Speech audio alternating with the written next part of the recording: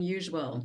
It's usually a live stream, but today we're going old school and we are recording, but we're going to still dig in to the pressing issues and emerging trends that are shaping the business landscape. We're not going to have time to get any questions, but please feel free to reach out if you've got any questions about today's session. I'm Kathy Steele. I'm the CEO of Red Caffeine, and I am your host today. And for those of you that are unfamiliar with Red Caffeine, we are a growth consultancy, and we build and execute go-to-market plans for ambitious mid-market companies. Our service offering includes a fractional team led by a senior-level marketing executive that enables a business to scale rapidly without hiring a wide range of full-time staff members. And today we're diving into a topic that I'm very passionate about, and it's branding. I am a traditionally trained artist and graphic designer in my past, and so this is a topic that is really close to my heart. We've also seen the impact that a rebranding initiative can have on an organization, but a lot of people think about branding and not brand strategy. So it's a lot more than just a logo and a mark. Rebranding can be a really strategic move to revitalize a company's image, align with evolving market trends, and better reflect an organization's current values and offerings. For your customers, a rebrand can signal innovation, a commitment to quality, and improved customer experience, fostering increased loyalty and advocacy. For employees, it can reignite a sense of pride and motivation, creating a more cohesive and driven team that is excited about the company's future and the direction and goals. So we are very happy to have David Doyle, President and CEO of Heidenhain Corporation, here today. And he's going to talk us through a recent rebranding effort that we've worked on together. But first, David, if you could just give a little backgrounder about yourself and the company, and then give us a something interesting that's not on your bio. Yeah, thanks, Kathy. Thanks for the invite to participate today. And yeah, we're really excited about the work that we've been doing, the Accurate brand, on behalf of the Heidenhain group of companies. A little bit about myself. I came to Heidenhain in 2016.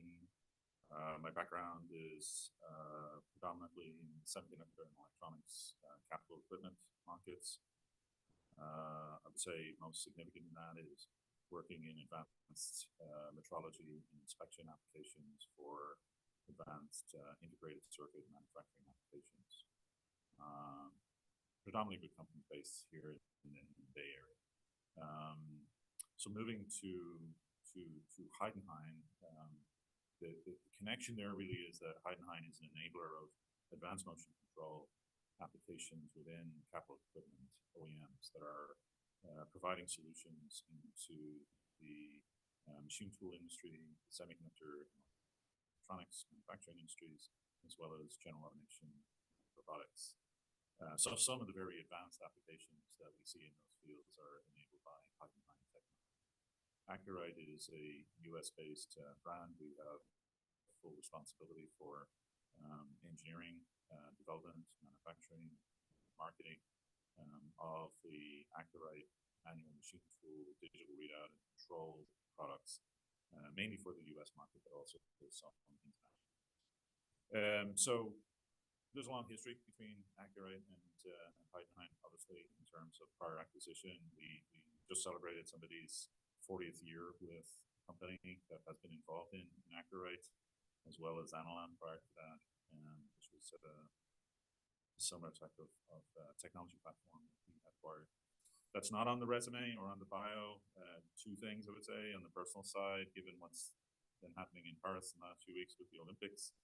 I was actually a competitive swimmer in my youth, and very pleased and proud to see Ireland winning its first gold medal in swimming at the Paris Games in the last 2 weeks. So I think Daniel Liffin won the 800 meters freestyle. So for me, thinking about all the hard work in the pool and some of the challenges of technology actually in swimming in Ireland back in the day, it's really great to see somebody really achieving the pinnacle of success in the sport with the Irish flag and the Irish national anthem.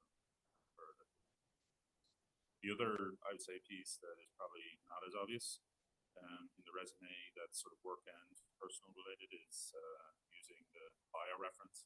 We actually have an interest in biotechnology here at Heidenhain, and I have a personal interest in biotechnology as it relates to rare disease diagnostics, and have worked within with some nonprofits in that area as well. So there's some things that you don't necessarily see between the lines.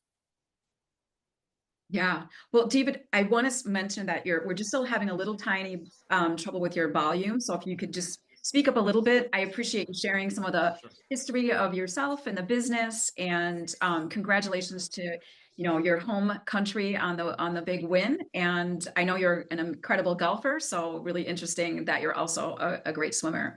Um, I think, where I'd want to start today's conversation is kind of digging into the why behind a rebranding effort. I mean, I think that the really interesting thing to me is, that Accurite's been in market for many years. It's an iconic brand in the marketplace, and there's a lot to a rebranding effort. So can you talk a little bit about some of the rationale in business thinking that factored in to the idea of going through a rebranding strategy? Yeah, absolutely. I mean, I would say the primary driver for rebranding came from perhaps a holistic view of how we wanted to develop a growth strategy for the brand and for the product lines involved, specifically the digital readout and the future control architectures for manual machine to an application. So the initial, I'd say, steps in that process was to restructure the product roadmap, identify our product positioning relative to competition and market opportunity, and really start to think about and execute on new product implementations. And that work really started for me anyway, at the end of 2016. We also restructured our channel partners, which was, how do we engage with customers more effectively? And as we went through that process and delivered on those goals, 2 years ago, in and around the IMTS timeframe, which is usually September every other year, we really sort of asked ourselves, a question about what did the future look like for Accurate. And when we looked at that, we realized that yeah, you can be a well-established brand and be comfortable perhaps with the brand recognition that you have, but have you really sharpened the message to your customer, right? In understanding precisely what your value proposition is, do you really understand perhaps how the personality of the brand is interpreted through your channel partner and into end users? So when we had the opportunity to think about the plan for 2023 and 2024 leading up to IMTS 2024, we had a variety of different objectives in mind, led by product innovation and technology innovation, right, in the products. And that innovation and maybe the modernization of technology for what is a traditional manufacturing application, we felt would be complemented by a rethink of the brand itself, and really perhaps taking the opportunity to reposition the brand. In addition to that, there are some mechanisms with regard to digital marketing through website restructure, SEO, perhaps making sure that we're optimized in that area in terms of people finding Accurate as a brand. And then I would say, the other area was how do we shift towards perhaps introducing some level of e-commerce capability as well, which traditionally we wouldn't have had, and as a complementary process alongside our channel partner engagements as well. So all those things together was sort of the motivational piece towards rebranding. And one of the first steps that we took with Red Caffeine actually was to really step into a workshop and really understand what the, let's say, buyer experience is from a channel partner perspective, from an end user point of view, and also from a service perspective, after sales support. And we really dug deep into those areas and said, okay, in addition to the branding, what is it about the way we operate and execute that will ultimately align with the message that we have previously delivered, but perhaps needs to be refined in the branding process? Yeah, I feel like, like there's a visual sample of the former brand on the left, the blue brand, with, how it emerged through this process. So let's talk a little bit about the process, because I do feel like when people think about branding, they think about the logo, they think about the mark, as we talked about a little bit earlier, but there's a lot more to it. So let's talk about some of the steps that were taken. You mentioned positioning and some of the messaging. If we go to the next slide, really talking about where positioning, what it is, and the opportunity it presents in a rebranding effort to really own a special place in the minds of your customers, your employees, the marketplace overall. So talk us through some of the things that are within your positioning statement here. Yeah, actually, it's nicely laid out here, color coded, right? So the first real sort of step is to identify what the real motivation for your customer is in buying your technology or similar technology. And in our case, we're taking a manual system and adding technology and automation to it. And the purpose of that is to improve the profitability, right? So the first part of that is defining that sort of problem statement. What is the customer really interested in? The second thing is, well, how do we actually do that? How do we enable that, right? And how do we identify that very precisely? And that was basically to define our product positioning, which is really delivering higher precision, perhaps higher throughput, higher quality associated with the digital readout and CNC control systems that we developed in the market. The other piece of that is in the differentiation side. What makes us special? And what really does help is that Accurite is part of a group of companies. And Heidenhain, being the parent, has a very advanced position in 5-axis machine tool applications with very advanced capabilities and technology.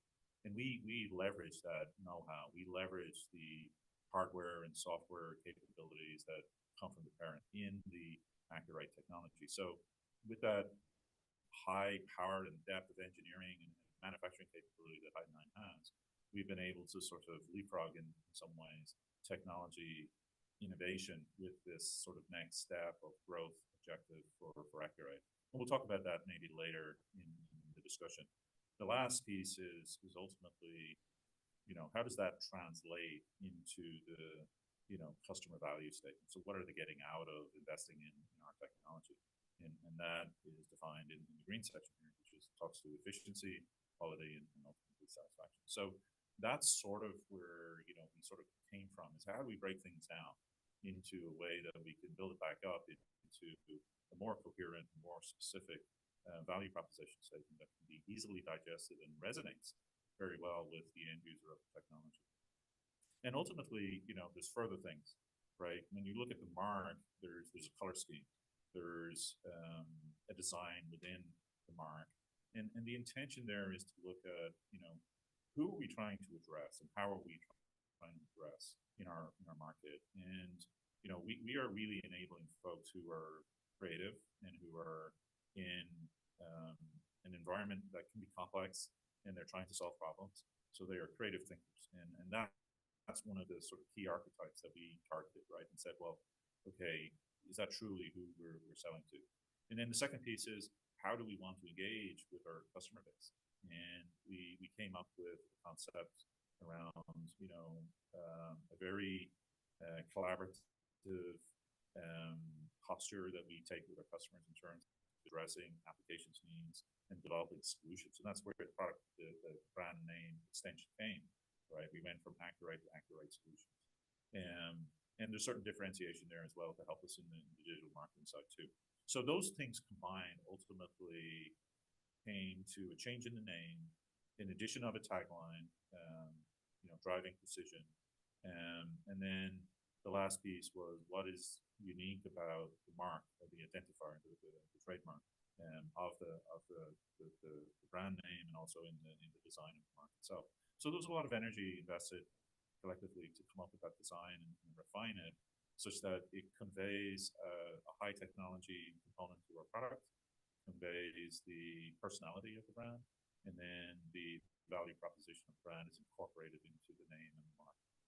Yeah, and I know we've got some future examples of, each piece of the branding, from the tagline to the mark, and some of those nuances that were considered. But again, thinking about what the brand means to customers, what it means to the marketplace, what are those things that customers value in your positioning and messaging. I think those are really critical pieces that elevate who you are as an organization and and the product line itself. And I love, the complexity of being a family of brands and tying from one brand to another. I think we did a really effective job of talking about why that connection point was important to the overall product line and customer base.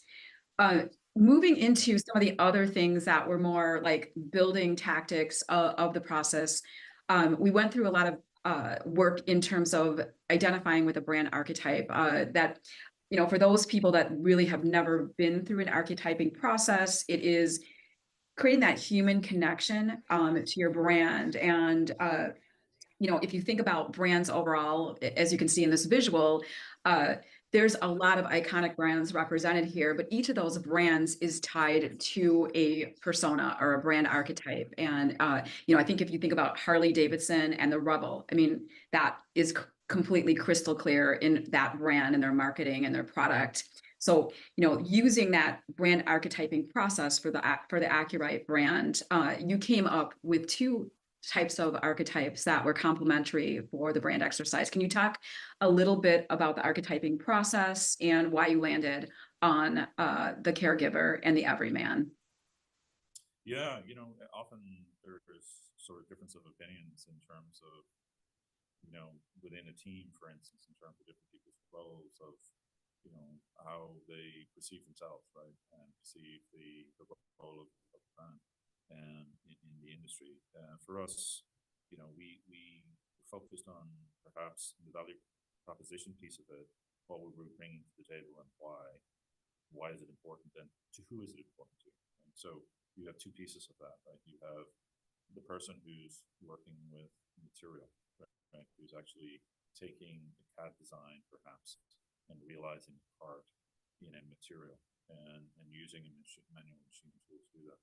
So when we think about user experience, and this translates directly into the product, the feature set that we create is intended to make it easy to use in terms of user interface programming, utilization, and really looking at the specific features that are needed for that person who's in the manufacturing environment, who's troubleshooting and maybe problem solving on a daily basis. So how do we enable them to solve those problems more efficiently and more quickly with better features? And that's what sort of led us to this sort of greater persona or archetype that we were positioning towards. They're the end users, they're the people who are hands-on. On the other side, there's the, let's say, manufacturing shop owner who's looking at productivity of their investments, right, in terms of what type of technology do they want to integrate into their manufacturing process. And there's a lot of focus on automated CNC machines that, can run lights out, but there's always a layer of support infrastructure in the manual machine tool space for those types of tasks that require a different type of human interface and control. So in that context, what we're trying to do is bridge perhaps between the manual operation of a machine tool into a fully automated platform. And there's certain aspects of the product line that allow us to stepwise increase the level of technology that we can apply into a CNC application. So the business owner is a key individual or group of individuals that we are marketing to. The second part of it is in our channel partner program, we want to be collaborative and supportive to enable our distributors who are also adding value by virtue of the technical skills that they bring, i.e. providing the right level of product training, the right level of support, the troubleshooting perhaps in the field during installation or maybe service or retrofit type applications. So the idea here is, well, we have to be open, we have to be transparent, we have to be engaging, we have to be focusing on excellence as it relates to customer support. So there's the pre-sales piece of that, which says, okay, what are the applications you're focused on? What's the right fit of a product solution for those applications, whether it's a bed mill, knee mill, turning application or something else? And then there's the post-sales piece, which is, okay, when you have somebody in the field that's needing components, needing technical support, product selection, what is our style of engagement in order to be a company that's easy to do business with, easy to reach, easy to get hold of, and to really, work hand in hand with the channel partners just to solve those problems that are evident in the end user environment. So, that process was a discovery process for us, right? Is to really do some work to be more aware of how well we do things, areas where we can see opportunity for improvement. And alongside the branding exercise, we worked on implementing modifications to our processes to make sure that we live up to that everyman persona here, right, or archetype that we describe here, which is that, we want to be collaborative, we want to be engaging, we want our customers to report back to us that they're getting excellent support, and that we're working hand in hand to solve problems in the field. So that's sort of where they came from, right? Yeah. And as we went around the circumference of this, we were able to quickly eliminate some of the other archetypes, and eventually we landed on those two. Yeah, I know. I mean, this is one of my favorite parts of the branding process, and I think creative brands just have that's so much of an enablement focus in allowing their customer base to use tools that allow them to be creative. I think people forget how creative the manufacturing process is, and so I was excited that you guys landed there. Everyman, I think it really appeals to the vast types of buyers that you interface with. So I believe that this was really nailed in the process. So we're going to step through some of, more details on the brand itself, the logo itself, and why some of the things, the intentionality around some of the things that we did in the process. So that naming update that you referenced in adding the word solutions to the Accurate brand, can you talk a little bit about some of those pieces? Yeah. So there's two aspects of that, and then obviously the tagline on the bottom as well, right? But the first is that the adding solutions to the brand name was intentional to reflect upon the fact that we have invested a lot of engineering resources in developing additional solutions that are complementary to where Accurate would have been positioned historically through, let's say, 2020, and those new products are basically expanding the business opportunity for us as a company, and it gives our channel partners additional portfolio of products to position alongside each other, so you can have standardization. For instance, in a schools environment where you may have an email dead mill and turning applications, how do you have a consistent learning environment for students that are developing their skills in manufacturing? The other piece of it is that we want to differentiate from our competition, right, in terms of not just the innovation side, but also the fact of breadth of product offerings. So the solutions piece fits in there. We do have an interesting issue in that we have a similar or a company that has a similar name, right? Yes. And they're actually they reside very close to us in southern Wisconsin. And we get all sorts of calls from folks who buy Accurate weather systems. And we are obviously very quiet in redirecting those phone calls to the right place, where, people aren't necessarily astute in terms of doing a quick Google search and trying to find Accurate. They come to Heidenhain in Schaumburg, but they really need to be targeting the company from Wisconsin. And so the idea here was also to change the naming configuration such that when we go to SEO, that we have people to better differentiate, so that more customers are coming directly to us and less confused Accurate weather customers are coming to us. So that was an interesting thing. We joked at one point that we would have a tagline that said "Not the weather company," if you remember. Exactly. So yeah, so the tagline, powering precision. There's a certain degree of investment in this mark and naming and tagline that's intended to sort of create a sense of energy, a sense of motion, because we're a motion control company. And if you look at the tagline, the mark itself, they both resonate in that way. The design of the mark is very specific. It's got very specific symmetry, sharp points, but also rounded edges as well. So it shows the dexterity of control that's necessary in a sort of manufacturing application. And then powering precision is intended to say, Well, we have the feedback from encoder technology from the group that's integrated with the digital readout and control, and the motor control that we have as well in terms of um, very accurate and precise machining applications. So that's why I think solutions became something really important to us, because we're not just providing a digital readout or a control interface, we're also delivering the feedback encoder technology. And actually, most of what we sell on the CNC control side are sold in kits, right? So there's a combination of different components that are sold together. And it's again trying to sort of get our arms around the fact that when we are approaching an end user through our channel partners, we're trying to identify, or maybe an OEI, right, an original equipment integrator, or OEM, original equipment manufacturer, that we're developing a solution that fits for their platform, right? And that's true not just for Accurite, but I think for Heidenhain as a whole, regardless of what application we're in.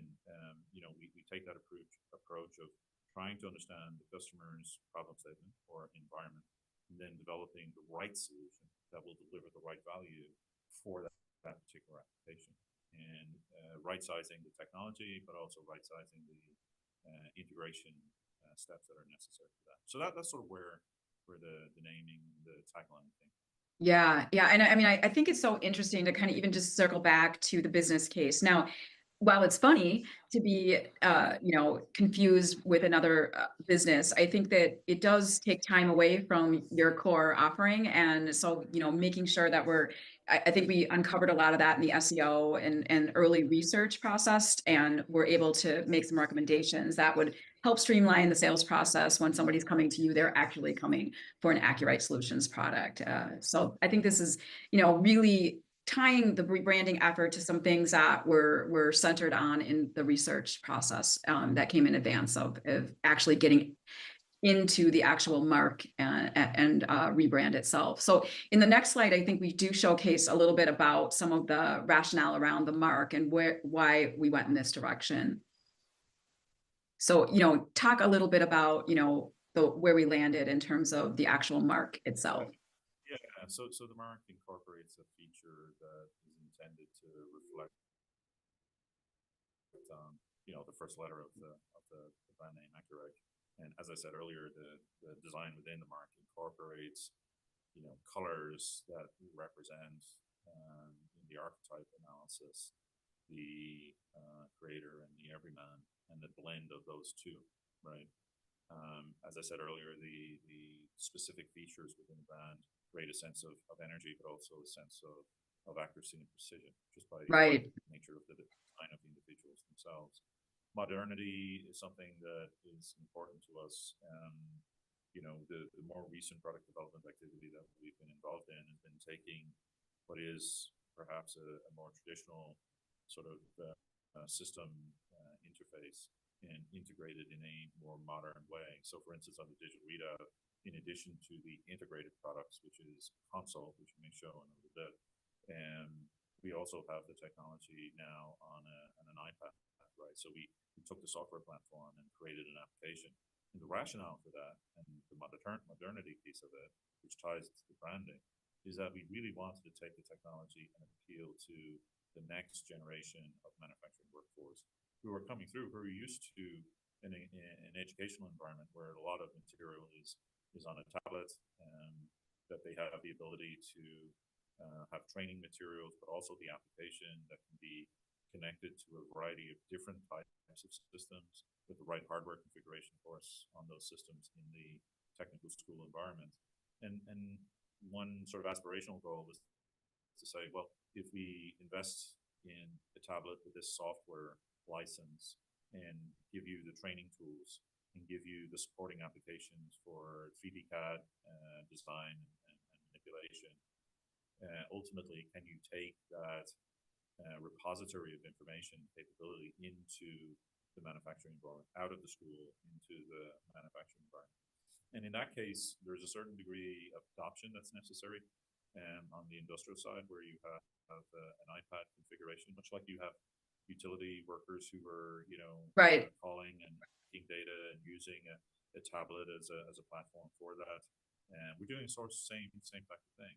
And the learning that we generated in that process is now being applied into what I would refer to as the next generation CNC control, which again leverages a quantum step in innovation and modernity with regard to the level of software capability and the level of hardware capability that we'll be able to leverage from the parent company, right? So in all those things, as you think about the product roadmap and value proposition that you bring to your customer, and as that's evolving, you want to integrate those things into the mark and into the branding itself. And that was the rationale for this, right? And our testing ground, right? And I think we, talk about how we introduced the brand, right? And the launch of the brand. But the point was we wanted to take the brand internally, evaluate, how people responded to the change, and then also with our channel partners, right? And ultimately to the end users after we launched it. So, there was several steps of validation of, is this the right direction for us in terms of rebranding the product, and are we taking, is our rationale for the ultimate results of that process in tune or in line with our channel partners and ultimately our end users as well. Yeah, and so I was, that's great lead into how we were thinking about, how to get this into market. I think that this is a really critical part of a rebranding exercise. I mean, obviously we had, to connect the brand with the family of brands. But when we were thinking about, bringing that brand to market, it really was important for us to launch it internally first. That's always number one step in our rebranding process, is to make sure that we're getting everyone in the company, centered on the why and what's new and what else is going to be changing. And so and then also had the great fortune of attending the channel partner launch. And there was a lot of enthusiasm and excitement and feedback from channel partners about, all the pieces and parts. We actually stepped them through, right? The archetyping and the positioning and some of the brand exercise itself. And that feedback was incredible. So talk a little bit about, those two parts of the process. Yeah, it was sort of an interesting. I was away at a conference when we did that internal launch, right, where we took some of this material actually, and I let's say took on the role of explaining to our staff, why we were rebranding and what our objectives were, what our business objectives were, what our timeline was. And I think in that process, what I tried to stress on the organization was that every person who works for Heidenhain Corporation has a contribution to Accurate. What you're showing here is a graphic that we developed some time ago, and we've added the new mark and name here into this family of brands graphic. And it's really the only place I would say where we bring all of the different brands together under the Heidenhain group. Heidenhain being the foundation, that's why it's sort of on the bottom of the picture in a larger font, but it also is represented in the top left, right, as being the parent of the brands. And that's the respectful approach that we want to take with, Heidenhain as a parent company. Its proximity to Heidenhain in this chart is because it's the most important one to us in terms of business contribution, perhaps in some ways. Detail is certainly really important too. But we have to support all of the brands that are in the group in a way that, again, ties back to the solutions term, in that the way that we approach our customers is to engage with them to understand what is the right product solution for their applications. Right. So I think is the way that we developed a means to sort of position the various brands together in one spot, and we can more easily explain to our customers who we are as a group and what the interdependencies are, because we can drop into any one of these, talk about their technology differentiation or the market differentiation that each one of these brands are. Most of them are encoder companies or similar types of technology device. LTN is a slip ring technology. ETEL is more of a systems group for semiconductor applications, motors for machine tool. Line and Lindy is an industrial application. Renko is a sub-brand of Heidenhain, manufactured by Heidenhain, but it's It's essentially a lower cost technology that fits into small form factor. Ammo is again, a unique technology, which is inductive encoders, which has certain advantages in certain applications, and the list goes on, right? So, making sure that our organization at Heidenhain Corporation understands how important Acurite is to us locally, and also what their individual contribution is to the brand. So we took that step of the first step of educating our own local workforce as to what we're doing and why their participation and association and engagement with this rebranding process is really important, and particularly in the archetype discussion in terms of, okay, what is our posture towards our customers, right? If we think about the creator and the everyman archetype. And we subsequently then took it into the channel partner group, because we wanted to make sure that our channel partners understood the rationale for the change, right? I mean, in any project, in any initiative, leadership generally will try and create sort of a core group of individuals, perhaps, or a team of individuals that can digest a problem statement, identify not very quickly, but effectively a set of solutions to that set of objectives, and then deepen the investment by that sort of creative process of drilling down and problem solving. But then the next step is, how do you bring people with you? And the channel partners are the most important part of our value chain, in the sense that beyond the product and the features that we develop, but so they were really also a critical part of the educational process. Okay, we've done a lot of work in restructuring our channel partner program, our training offerings, our educational process, and we're investing in our channel partners, and so we wanted them to feel as if they were a partner in the process. Absolutely. Yeah. And the other piece is when you come to the website, development that's in line with the rebranding effort. When you look at the shift and change of direction there, it's very much in line with that sort of delivering technology solutions and also understanding applications. And it's that partnership between ourselves and the channel partners that allow us to have that visibility, right, into the end user world and say, okay, have we got the right fit? Do we need to develop different features, different capabilities, and how do we adapt to a changing environment within the manufacturing space? So that whole chain, right, of leadership, management, staff, the folks who are at the coalface as well with our channel partners, and serving our end users, really have to understand the philosophy and the approach that we're taking in terms of how we want to drive growth, right? And it's through those relationships that we generate sales, we generate long-term commitment and loyalty, and we really want to establish that value chain in such a way that there is no other choice, right? That customers want to do business with us for very clear reasons, and that brand is head and shoulders ahead of any other competitor in the field, right? And we respect other companies working in the same space, but at the same time, we want to make sure that the choice of technology, choice of partner, is obvious to the end user and also to the channel partner that we're working with. Right. I mean, I think that, is a super important distinction when you're selling through a channel partner or distribution channel. It is really important to always be timely and relevant, and be, having them focus on your brand and your product line, because they might have other competing priorities. And so the more you can help them help you, I think that's like a really critical part of that type of a go-to-market strategy when your sales team is through channel partner sales. In terms of the brand overall, there was a lot of other elements that were going to be impacted by this refresh brand. So we'll show some of the product implications here. It shows, we'll talk a little bit about some of the other things that were impacted by this rebranding. Yeah. So obviously when you're relabeling something, right, we want to make sure that we have everything in place in a sort of coordinated way.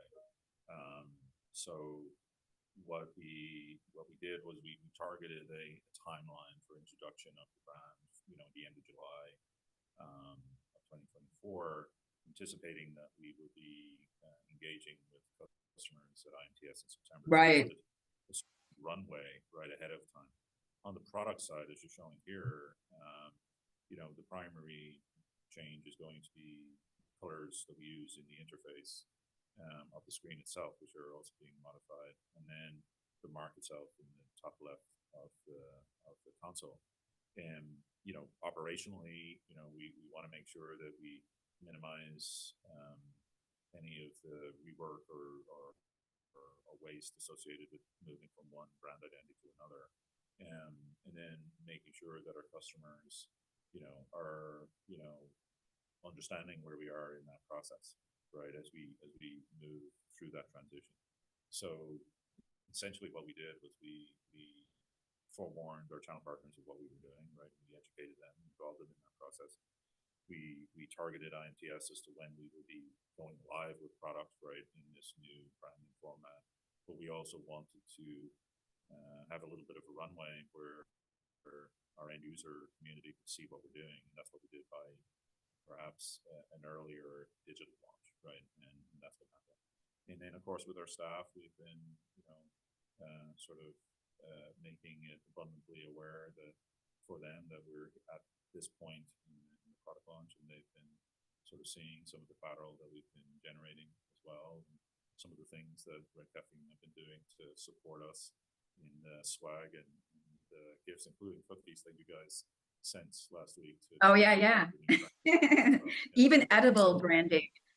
Exactly. Yeah, exactly. Which I thought was really cool, right? Because,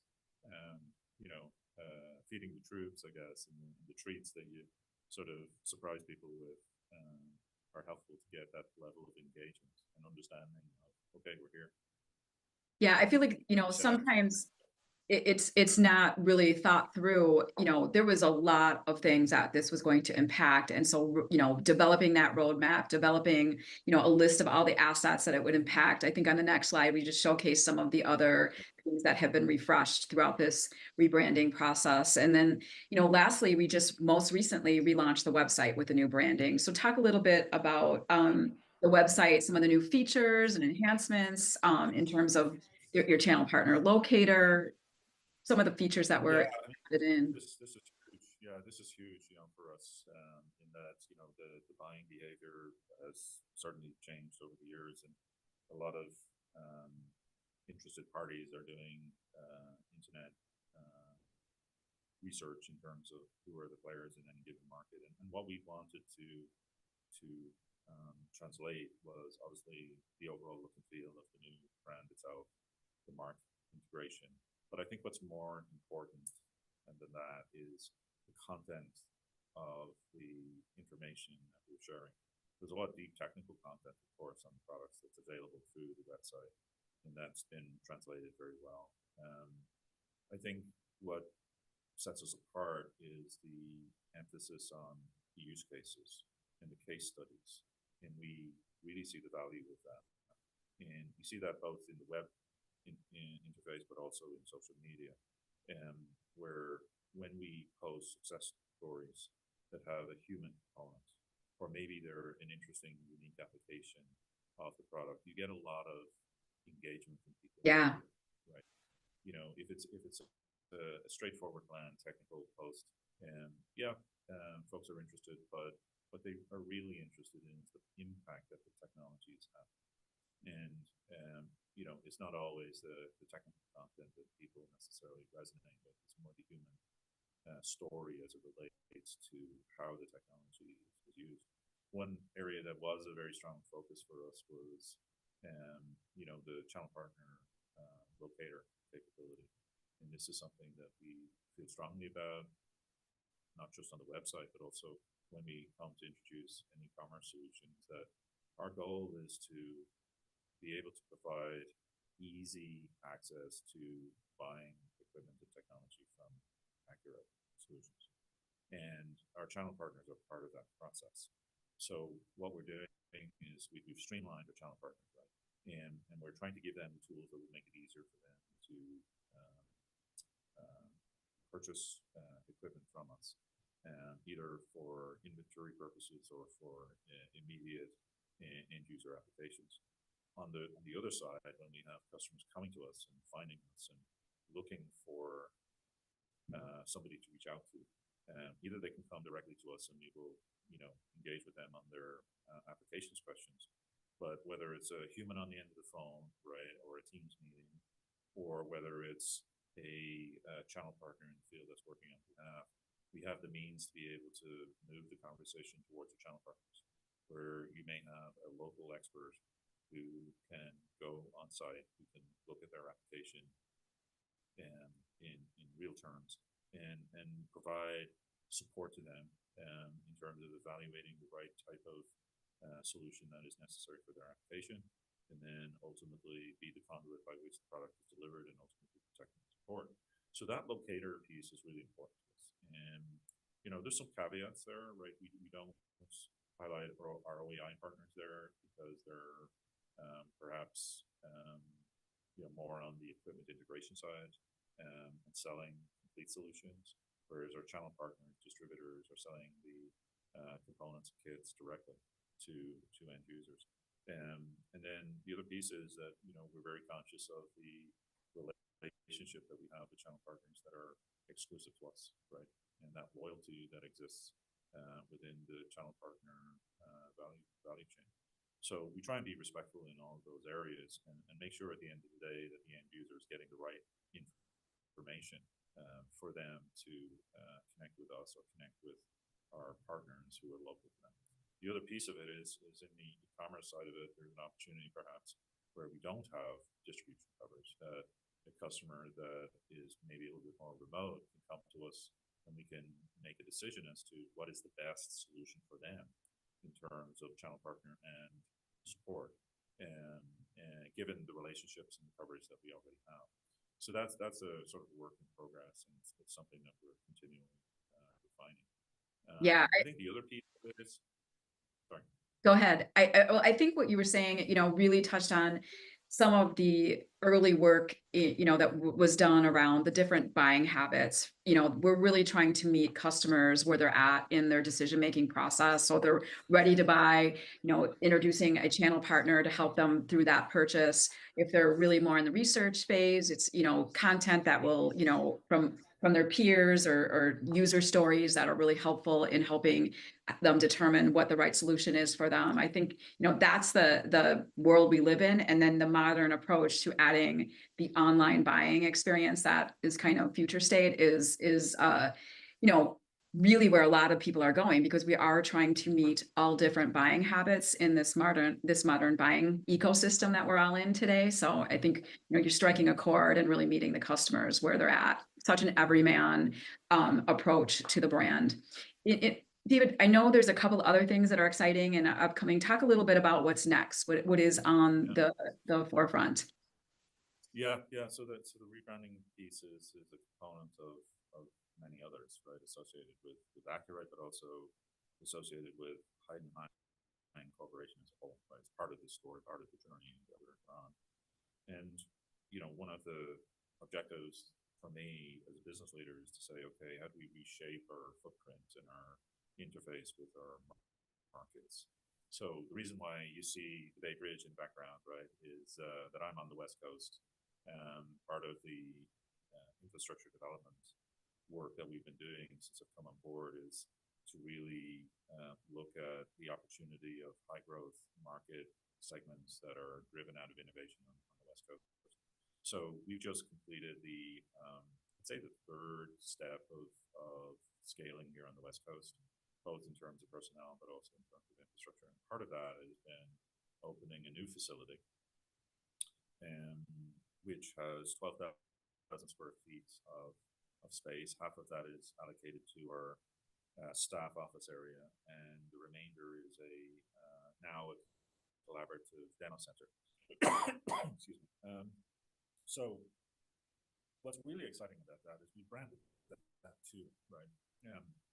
In the sense that we want it to be a generic, let's say, identifier for the space, where we want our partners, but also anybody else who has an interest in having a footprint in the Bay Area can engage with us in the same way by delivering equipment to that demo space and working together with partners on technology innovation.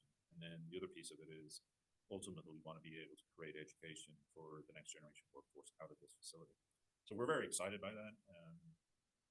We're sort of at a point now where we're looking for elbow room to get more equipment in, and because it's been resonating so well with our partners, OEIs, OEMs, channel partners as well. So we're very, very happy about that. We call it Connect Manufacturing Innovation Hub, and actually it's also part of a broader objective where we're making some investments in Chicago as well, in Schaumburg facility, where we're modernizing that facility, right? And that's step one. And step two, which we've just initiated, is to jump into the demo space that we have in Schaumburg and reconfigure that in such a way that we can replicate the same type of Connect Manufacturing Innovation Hub infrastructure in Schaumburg as well. We already have demo equipment. We already have training spaces. We have a training academy that we promote through Schaumburg. And what we're trying to do is sort of gradually elevate both locations in a sort of consistent way and drive outreach to our partners to encourage participation. And so far, it's been very successful here in the West Coast. We've had a long history already in Schaumburg. We haven't really branded it or driven it or marketed it in the way that we're doing now. And I would say what's coming beyond that, right? That renovation process in Schaumburg will continue to work through the end of the year for sure, maybe into 2025 in the service area. But certainly by the end of this year, we'll have extended, broader demo capability with additional partners engaged in Schaumburg. For Accurate itself, the next step is to enable the e-commerce platform, which runs alongside the website development. We had a very clear target of that to sort of introduce that to our channel partners in and around the IMTS event. So I know that we're working with Red Caffeine. Right, just a couple weeks away. Yeah. We're sort of crunching on it right now. But what's also interested in is that show is going to be a place where we'll be able to showcase the new branding. The way that we'll do that will be we will take the new branding and integrate it for the Accurate solution and integrate it into a more, let's say, corporate standard, let's say, for big events. So we got to be mindful that at the end of the day, the Heidenhain brand is a very solid and very specific branding platform. And when we integrate changes like this, we have to do that in a sort of respectful way to the parent company as well. So we will have Heidenhain, or we will have Accurate solutions front and center on the IMTS booth. The mark itself will be integrated into supporting material for the displays that we have at the show. And then we have some new technology that is sort of at the prototype level. And last week, actually, 2 weeks ago, I was in New York with the engineering team, getting an early view of what's going to be presented at IMTS in that sort of soft introduction phase for this new product. And I'm really, really excited by it. It sort of creates an emotional response when you see a product that's being realized that has taken 18 months, 2 years to take from concept to reality. And when you can touch it, feel it, drive it, see software operating on a hardware platform that's been designed from the ground up with technology and components coming from the mothership, and you're integrating it in a way that uniquely resonates with Accurate customers, is very powerful. So IMTS is an important event for us in that context. I would say that it's probably not going to be a broad, open sort of introduction of the product as such. It's more of a soft introduction because there's a variety of other development objectives that we still need to work on through early 2025. So the likelihood is that mid-2025 will be sort of launching that product in earnest, right, to the market. And we want to get feedback in between now and then, right? So yeah, well, I think it speaks to your view and on collaboration. I think the innovation hubs, I mean, just being able to meet customers, meet channel partners, be able to share, share innovation and work collaboratively hand in hand with emerging workforce. I mean, that is so exciting, and it just is, there's just a lot to come through the end of this year and into 2025. So with that, I want to give, everyone a chance to learn how to reach out to you, David. If there's a question, David is reachable through his email address or LinkedIn. If you've got a question about rebranding or the process, you can reach out to him about his experience, as well as if you've got a question about any of the Accurate or Heidenhain brand products. I think one last question I'm going to leave you with, David, is, what would be the one thing you'd tell another leader who's thinking about starting a rebranding effort? Yeah. First of all, choose the right partner. I think that's really important, obviously. Yeah. And not feeling self-serving either. I think you do want the right chemistry and partner. You want to have the right chemistry, right, in that process, because in reality, what you're doing is you're opening the door to, your personality as a company and the personality as a product or a brand. The second part of that would be to say, go deep, right? Go challenge your assumptions, right? Make sure that you have good market intelligence, right, in terms of where you sit, right? And that can be very technical, I would say. But you have to get to the softer piece of that, right? It's what is the perception of the brand in the market, and that's where you have to be brutally honest about, some of the things that you have to really address before you can have a successful relaunch effort, right? And redefinition. So that would be the other thing. And the other thing is validate, right? So at every step along the way, make sure that you're, on track, that you're validating, where you are in the process, both in terms of execution, but also I think in terms of the reception of your channel partners and also of your staff and also of your customers.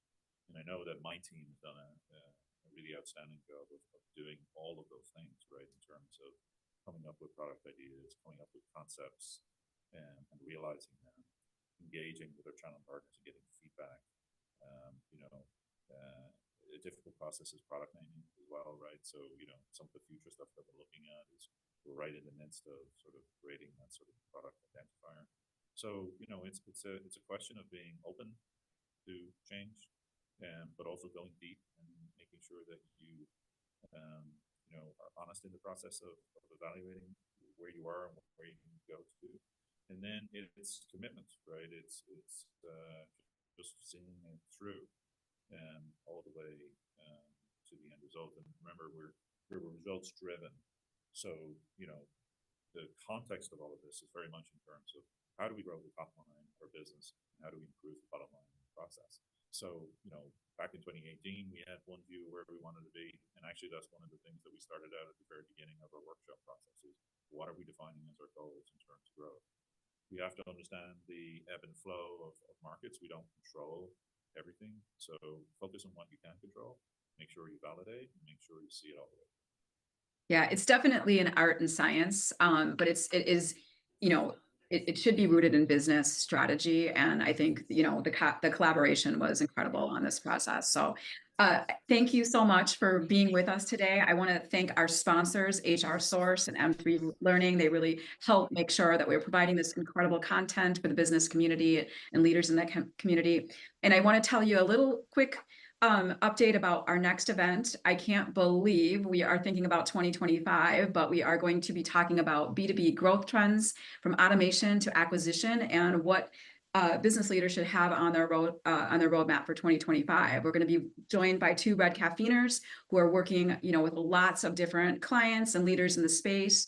And we're going to talk about things like AI and marketing on sales automation and e-commerce, as well as, what's happening in the M&A market. A lot of our clients are going through some type of transaction with their business. Is there an opportunity for you to extend capabilities or think about optimizing your business in terms of sales and valuation. So really excited to talk about this. Really can't believe it's almost the fall. So stay tuned and join us on September 12th. And with that, David, I want to thank you so much for being with us today. I appreciate your time and stepping us through, the process of this rebranding effort. It's been such a pleasure to work with you and your team. Thank you to our audience for sticking with us and attending today. I really appreciate that. And then with that, I want to just leave everyone with, let's continue to challenge the usual and pursue innovative business solutions.